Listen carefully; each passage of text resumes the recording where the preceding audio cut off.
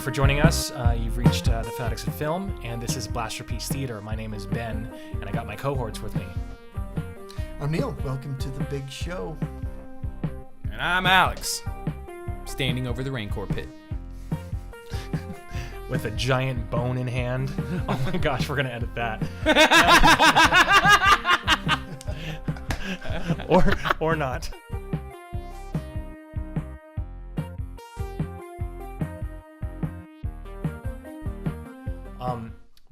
One of my favorite parts in the history of Star Wars is when Luke first gets off that X-Wing and Leia is just glowing, and she's just glowing with joy. And the three of them, they said, I can't remember exactly what they say, but they say something, you know, you just wanted the money, and she's talking to Han and everything, and the three of them are like in arms together, walking out of that hangar. Do you guys know what I'm talking about? Yeah, she's like, I thought you just wanted the money, like I wouldn't trade it for the world, and Yeah, they're walking thank you. together. Thank you. Yeah. And I knew there was more to you than money. Yeah, that's what she that said. was it. That's exactly it. It's one of my favorite moments of Star Wars. Do you know why? Because it's about beautiful friendship. It's about the three of these people. At the beginning of the movie, they didn't even know each other. But the development is so rich and so wonderful that by the end of that movie, you believe that the three of these people are best friends. They're bonded. And you also understand that it started as a hero's journey of one person, but it was so much more. It was very much a friendship that bonded it throughout. That is my favorite scene of Star Wars, period. And then it makes me look back on like Force Awakens and like Finn and Rey's friendship. It's like totally one-sided. He was just trying to get with her like the whole time, and Rey's just like, "Stop holding my hand!" Like the whole time. Like, they're trying. I think they were trying to do a Luke, or excuse me, a Han and Leia. I think kind of they were trying to, but it was failing miserably. I agree with you. Yeah, and like the friendship's never. The only friendship that really feels strong is Poe and Finn. But it like in the originals, yeah, it felt like they were all together. Everyone in the Millennium Falcon, they were all together. They were all a team. They were, yeah. Which made it so much more, potent, and when they had to split up, when they had to take their separate ways and take this battle on at different fronts, and it, oh man. Yeah. And I guess that's where the misstep really hurts, when it comes back and you see them all taking their separate journeys of these people that are so bonded together, and then when they do come back, you're like, Well, that right there makes sense why The Last Jedi wasn't as impactful. Yeah. When they were all split up, like we're all like, what's going on? Or in The Force Awakens, where it was kind of reboot, and those relationships were kind of, it was so quickly done. You notice how like pacing in the original Star Wars, it's pretty slow, sitting around in a cantina, hanging out at a moisture farm, doing this and that. When Finn and Rey first see each other, it's action packed. It's like bam, bam, boom, running, blasters going off, running from these people, running from those people. It's all really fast paced. It's just a different impact. It's fine. It's fine. It was fine. I always say it's fine when I'm not sure. When it's not fine. He says it's fine when it's not fine. Okay. Well, it's my way of coping. I'm trying to cope with it. But anyway, if you get a chance, watch A New Hope. Just watch that ending sequence. I'm gonna try to see if I can edit it. I'm not sure if I can. I might get demonetized and just removed if I put that scene in there. But it's a great meme or GIF or whatever you want to say at that moment of them, the three of them walking in the hangar together. They're all embraced, and it's like they're glowing because they've just realized, you're my best friend, and I barely even know you, but it's okay, and we just blew up this show together. Oh my gosh, this is the greatest thing in the world, and it's just this wonderful feeling. So that's my favorite part of Star Wars. I just had to say.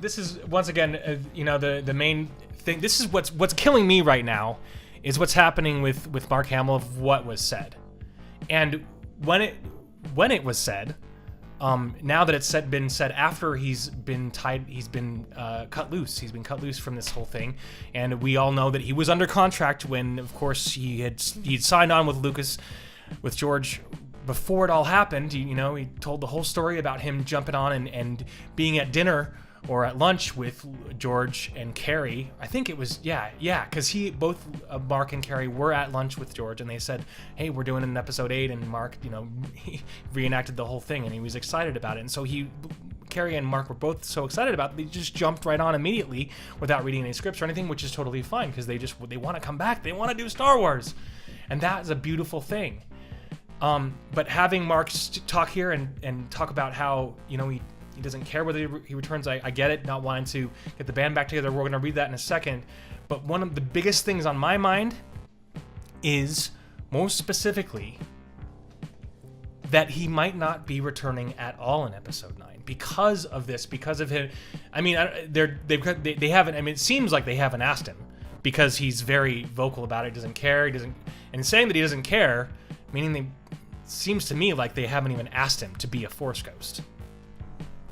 Now, see, on the flip side, What do you part of me wants to think that this is like a ploy? like a marketing ploy, like, oh, I don't want to come back to Star Wars. I'm not coming back to Star Wars. He hasn't really talked about much, like, future-wise, and I could just see it being a ploy, and then boom, episode 9, boom, Force Ghost Luke. But at the same time, after seeing the director and the Jedi, with Han being gone, with the way Luke was treated, like... Now, I hear where you're coming from on this one, but I mean, with the way the script was presented to them, he didn't really know what was going on, and kind of in our previous discussions that we've had, just how you can see in his acting that he's just like, this doesn't feel right. This is not where the character needs to be, kind of thing. And the fact that Mark has been so kind of quiet for so long, and as the new movies have resurged, I mean, shoot, dude, like they moved him from like the small convention into the Maverick Center, how many, 6,000 people or something like that? They came to squeeze in and just listen to him talk. I mean, he's been very vocal in the last the last few years. And I just don't think they're filling him in with any information. And I think he's just kind of he's on the outs, and especially because I feel like there was the real missed opportunity in these movies of just reuniting the band, like you said. I mean, there really wasn't any sort of kind of resurgence of them reconnecting or coming together, and that was hugely disappointing, because no we won't Luke see hanging it all out with together. Han. Yeah, you don't see them all together to kind of push things into the next generation. Exactly. Speaking of which, it's like conquer and divide, or separate and destroy, or something. Yeah, it is, and a lot of people said it would be just too perfect. But honestly, Mark Hamill, Harrison Ford, and Carrie Fisher are three of the wittiest people in ever. So if you gave them really good dialogue, they could make it funny, dramatic. They could give you anything you wanted. All three of them back in the same scene. They didn't have to be necessarily in the same room. I would have been fine with them being on a comm together or something. But honestly, that huge missed opportunity. Having the three of them, they would have had a great. I mean, if given the right dialogue and everything, it makes sense to me to see Mark just kind of, especially after Carrie's passing. I mean, it's like, here we are coming back into Star Wars, and this is such an exciting time, and then, freaking Harrison gets his wish of being, axed out of the series, and then after Carrie's passing, it's like, what's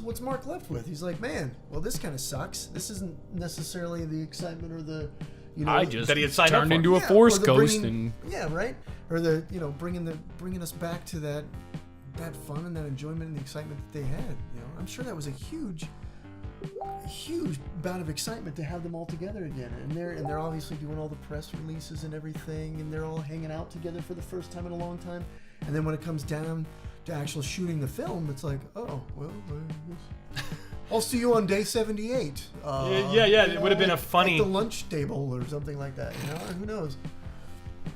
Yeah, I watched the Harry Potter series recently, and this whole what I would think is what if they brought Daniel Radcliffe back in 20 years? It's like, oh, hey, Danny, do you want to be Harry Potter? Do you want to reprise your role? He's like, of course I do. And then they kill him off in the first movie. Like, Harry Potter, the boy who lived, dead. Luke Skywalker, the new hope, brushed aside. It's once again, it's like as I was talking with somebody about this on YouTube, and apparently, yeah, it's like that's Disney Lucasfilm refuses to see the impact that Luke Skywalker had. Yeah, it is once again just a missed opportunity. Really sad to not see them together. So, and we didn't even read the article, but I'm sure you guys have. I mean, one of the biggest things in that was talked about. I don't care anymore. I'm not on that level because Han Solo is gone. Luke is gone. You just can't get the band back together, and it shouldn't be that way. Rather than being sorry that we didn't have more time with her, I am just grateful that we had some time with her. Just of course talking about. But I remember him specifically talking about how he couldn't. Or really couldn't mourn for Carrie in the right way because he was busy with this craziness that was happening and the weirdness with Luke and all this stuff. So it is really an interesting, bizarre twist to the whole thing. So it really is, man. Yeah. Boy, I didn't let that one sink in for a while, but that is kind of disheartening and sad because you think about the scenes where they do come together. And we kind of talked about this before, like all these heroes who have been around. These are all kind of broken vestiges of what they used to be, and the scenes where they do connect, it's like here's Leia and Han meeting up, and they're just kind of shuffling their feet and like, you got a haircut, yeah. Like, I totally see what you're saying. Yeah, that's right. Like every scene with them, it was just like, and to the scene with Luke and Leia, like it was nice. Like you changed your hair. Yeah, you changed your hair. He gives her the dice. They kiss on the cheek. I mean. It's a brother and sister feel, but Ben's so right. There's so much potential. So much. I would have loved, and I know, of course, so much time has passed, but it would have been amazing to see, Luke and Leia, like, both working out stuff with the Force together, or just talking about the Force. They're twins. They're Darth Vader's twins. Oh, heck yeah. Seeing them both talk about the Force together, or even just working on stuff with the Force, or even just I don't know, man. It's just weird. She's like, Luke, hey, I flew like Mary Poppins yesterday. I didn't know I could do that. Can you do that? I don't know. But that would have been a good conversational piece, or anything besides, because the point I'm making is like, Han and Leia meet, and they're kind of just downtrodden. Then, freaking Chewie and Luke meet, and they're just kind of pissed off, but there's really no dialogue or conversation to catch up. Luke and R2 meet, and then it's just like, oh, you're going to throw that at me, man? Oh, man. Then... Watch your language. Yeah. and then Luke and Leia, and then it's just kind of this somber, like, here's some dice. Yeah. Sad face. Gosh dang, where's the substance, or where's the catch-up time, or, like... old pals, or where the almost just dropped a bomb. I almost dropped a Jedi bomb. Just like, Luke, where have you been? We've been searching for you this entire time. Where have you been? Well, it's just like, once again, it's the misstep in saying, oh yeah, Han Solo went back to being a smuggler again. Like that was a huge missed opportunity with the story. It's like, in some of the old Legends canon, like Han becomes a prince because he marries a princess. Like that's, once again, marrying up to his, greater potential, and he becomes a prince, and then they have kids and whatever. So that's just anyway, it's just weird. And it frees him up from the dome, and then he gets to escape, because he's a prince now. Yeah. Sorry, more Hunger Game references. Oh, okay. And two, I just realized with what you said, it totally just like throws all that character development away. We go see him from being a smuggler, a scoundrel, a nerf herder who only cares about himself. He helps the Rebel Alliance at the end by blowing up he doesn't blow up the Death Star, but he gives Luke the opportunity to. We see him in Empire Strikes Back. He gets frozen in carbonite for the ones he loves. And then Return of the Jedi, he's a freaking commander taking on Endor, and then he's a smuggler again. He just goes back. I don't know. Yeah, absolutely. And they rise to these ranks and things, and they're basically at the head of what should be the New Republic. They're the ones basically rebuilding this. And here they are, like, completely in the wrong place. It's like, and I could see that if, say, they started the Republic and they got it to a particular point, and then some other people came in to assume the positions that, they can't all do themselves or something like that. But would that downplay, their importance within the galaxy, or within, just, man. Yeah, it's really weird. It's really weird. And yeah, and I mean, what Mike Zero was talking about, having a Luke Skywalker trilogy with, of course, forgive me, what's his name? Sebastian. Who looks just Sebastian like Stan. Luke. Which Yeah. would be great, of course, but it's like, yeah, this is your time to do it, Lucasfilm. This is your chance to do that. If you want the fans back, Yeah. do that. Netflix and have Han, Luke, and Leia back, and have them at least doing something. This is all post Return of the Jedi, doing something together, or I don't know, just doing something together. I don't know. Well, and it's like, does this come down to the, any press is good press? Because, I mean, how much time does a director and a producer want to sit around and just, make excuses? Or, I mean, because this fan base is so impassioned that it's like, you can't ignore what's going on out there. And here is Rian Johnson making all these comments and trying to, He doesn't care. Cover back his himself own out. butt. Or or doesn't do care. whatever. But, I mean, seriously, should he be spending his time doing that? If you're actually a Star Wars director and stuff, freaking direct some movies and things and do it right. Leave it alone, yeah. Yeah. In general, he's just not receiving any criticism, which is fine. I'm not gonna go see any of his movies anymore. I'm not gonna see his trilogy. Dude, I don't know him, but just watching all from the director and the Jedi, it's like, dude, at least admit that your story wasn't what the fans wanted. You don't have to say that you thought it was bad, but it's plain and simple that's not what the fans wanted. And he's over here, the scenes that everyone hates the most are the best ones.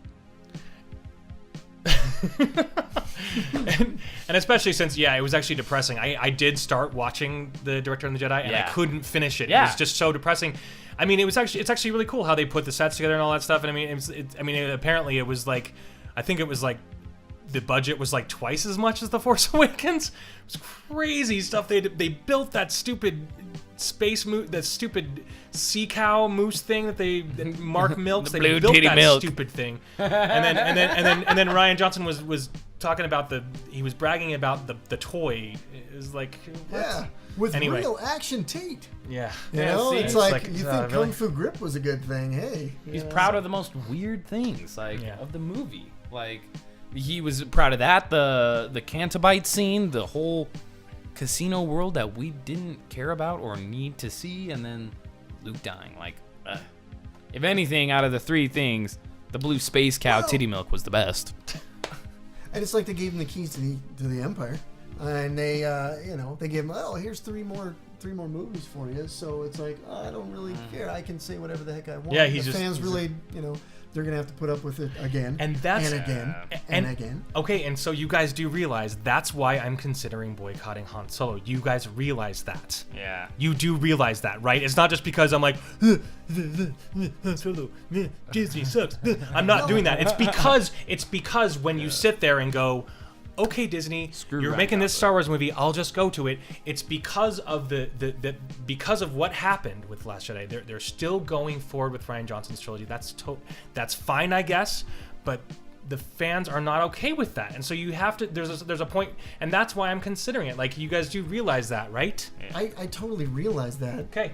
But at the same time, I don't think now is quite the time yet.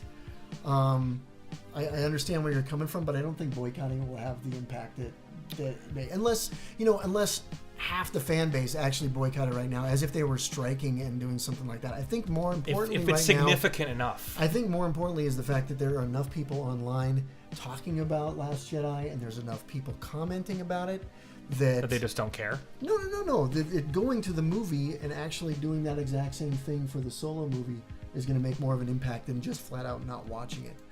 Because I think, I see what you're saying. Creating the dialogue, starting to talk about it. right, because there's going to be a point where the dialogue is going to become more important than the movies themselves, and and then the fans are just going to go towards that, and then it'll eventually just be like, whatever.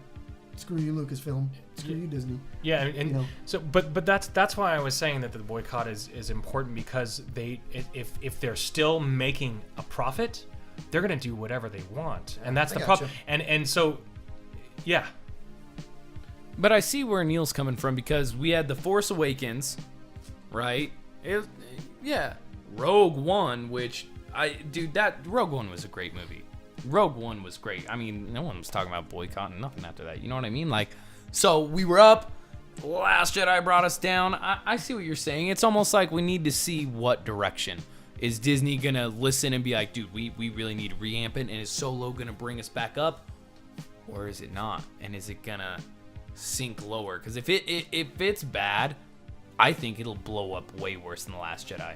Because that dialogue has already started on The Last Jedi.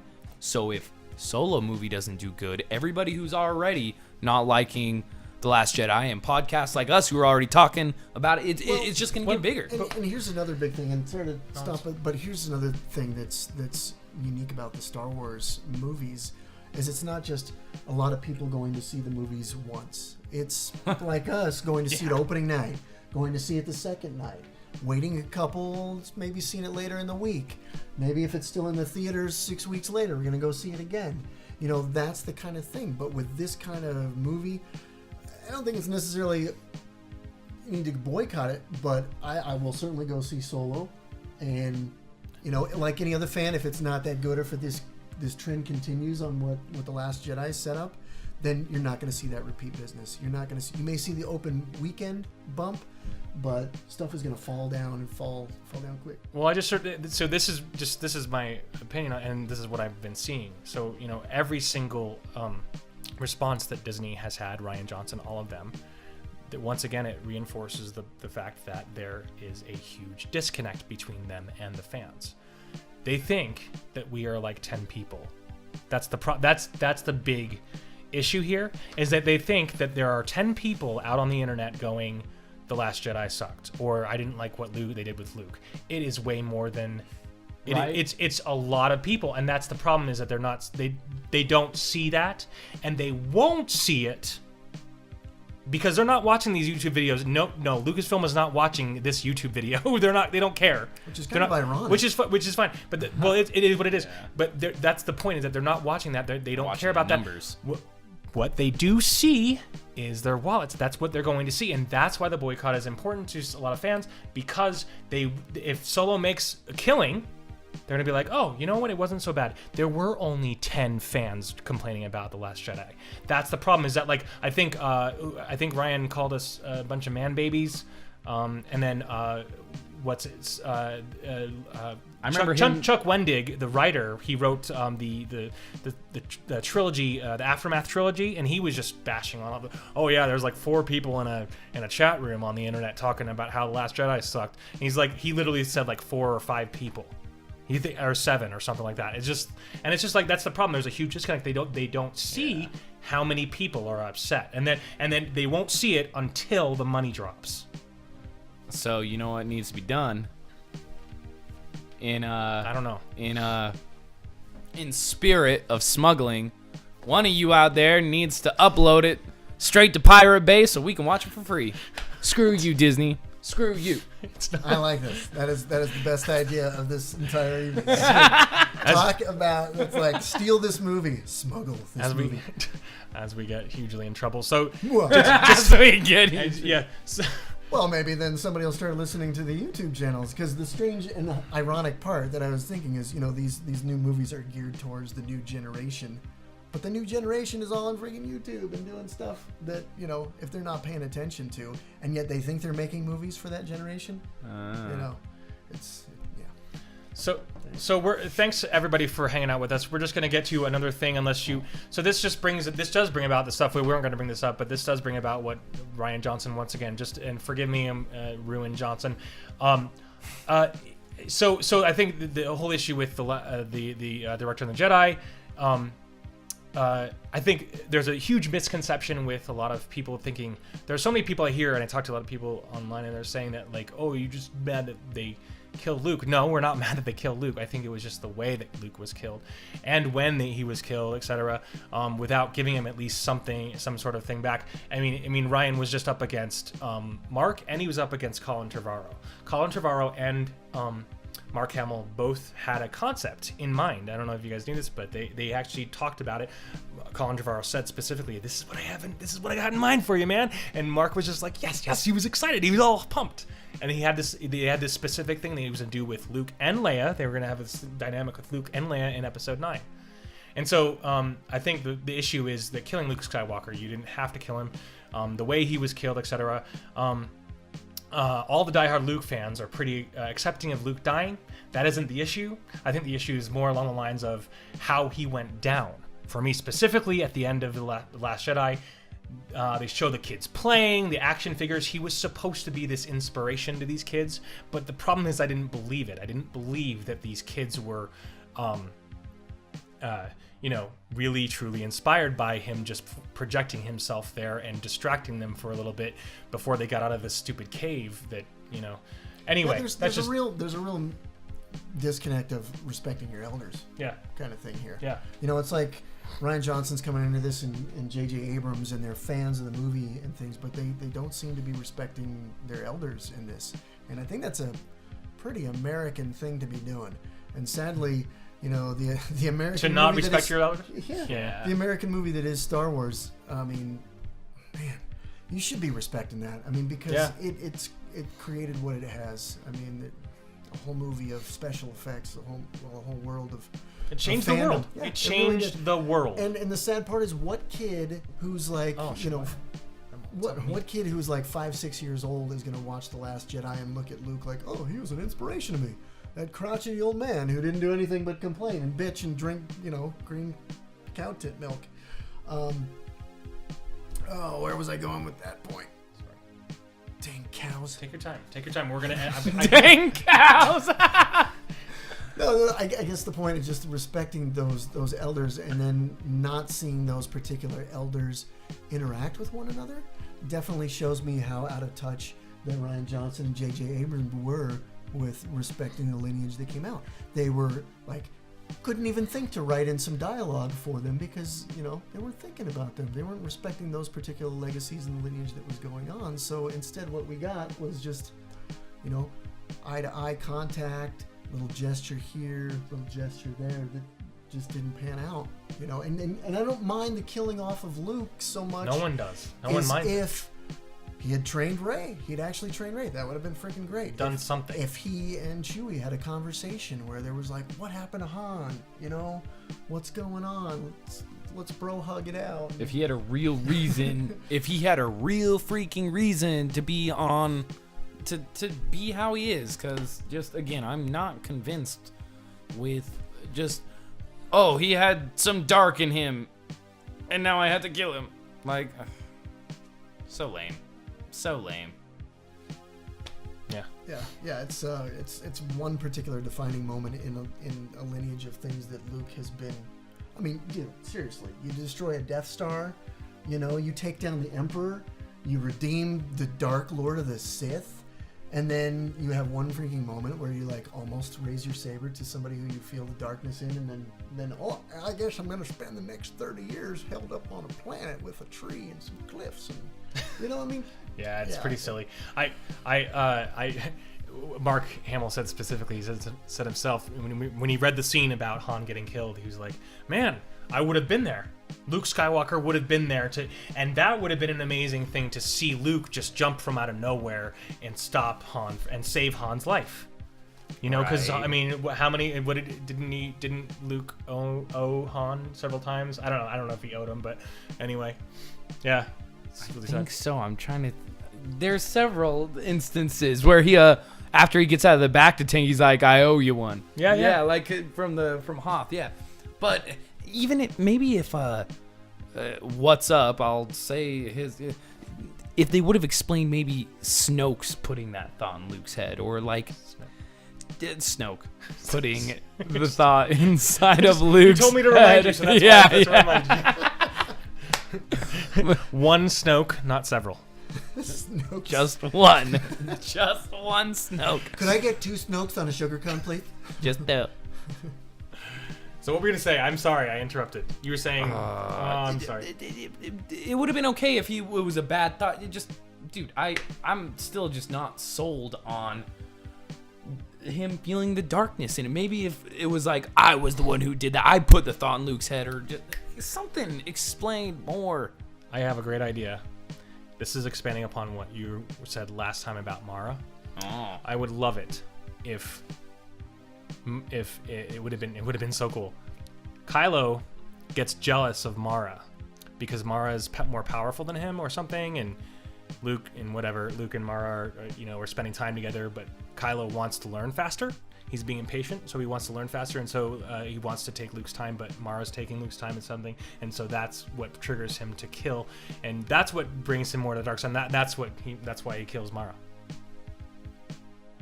That'd be crazy. We're all talking about these awesome theories that would have been better. Or where that's kind of the opening for Snoke, to get into Kylo's head or get into Ben's head and just be like, you could be so much better, if only he trained you faster, something of that. That would have been really sweet too. And then once again, that's the reason that he goes to the dark side. He kills Mara, and then Luke freaks out. Actual reasons to plot points. Holy cow. Actual stuff, actual stories, actual cool stuff. Anyone else have anything else to add before we? Yeah, you guys all. I'm gonna stick with my positive overall outlook that Episode 9 will bring it all in. My faith in JJ has been restored. As I've said before, I'm hopeful. I'm going to interject and say that if Luke is not in Episode 9 as a Force Ghost, it will not be finished. That's just my opinion. I agree. I 110% agree. We need to see Snoke, and we need to see Luke. And I would agree with you on that one, Alex. I would say so. And I want to see Luke in full flesh and bone, not just as a Force Ghost or something like that, shooting lightning. I really... What if he's... Yeah. That would be... And honestly, this isn't beyond redemption. I don't feel... I've got a positive attitude for what can be. So many missteps and sad things of not being able to see, the original trio interact more and really develop something and open it up to the new characters rather than just being plot devices to a bad script. But I don't think it's unredeemable. I think that, if they could definitely show that Luke is more powerful than we first saw, that there's actually some backstory to what's going on, and then kind of bringing Rey into the fold in some way where maybe she slips to the dark side or something like that shows that she is somewhat vulnerable, that she does have weak parts to her character that do in fact need training and need development, and I'm hopeful for it, Alex. I think there's still a chance. There's still good in him, I know it. The Han Solo movie and with everything else coming on, and I kind of made this point before that going towards the television series where they can actually spend time to flesh stuff out, that maybe they'll start getting a clue. Yeah. The one thing that I am hopeful on is that D.B. Weiss, David Benioff series is coming. That will be series of, I guess they're making film series, and then Favreau is doing the TV series. So yeah, I mean, and that is all happening like next year, because that's when the it's supposed to all start right when the Disney streaming service starts, which is next year. I don't know if you guys knew that. So that means that the TV series will start with that. I mean, it should be. I don't know why they wouldn't. That's what's going to get everyone on. And see, that's the one thing. It's like there are so many people who are just like, screw Star Wars, but if they see that, they'll probably subscribe, which is kind of a crazy thing. It's kind of a crazy thing. It's like, because there's so many people that are upset that would try to boycott or want to boycott it, but it's like, I can't stay away. Well, Weiss and Benioff are definitely, they've been in a production that has got a lot of scrutiny. I mean, they're constantly hearing people and, trying to make these steps while following an actual story that was already made. So, this will be some new territory, and I think they'll be more capable of hearing criticism and moving forward with it. And that brings about my point that I always make here on this channel, is that simply one of the biggest missteps with the Lucasfilm current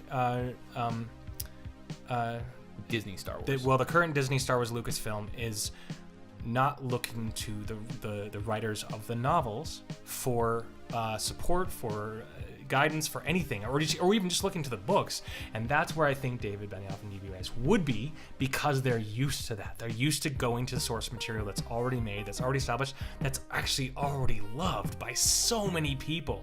And if they could adapt like the Old Republic trilogies or anything like that, those things, that would be incredible to see. Agreed. Absolutely agreed. And it comes back to the respect your elders. You know?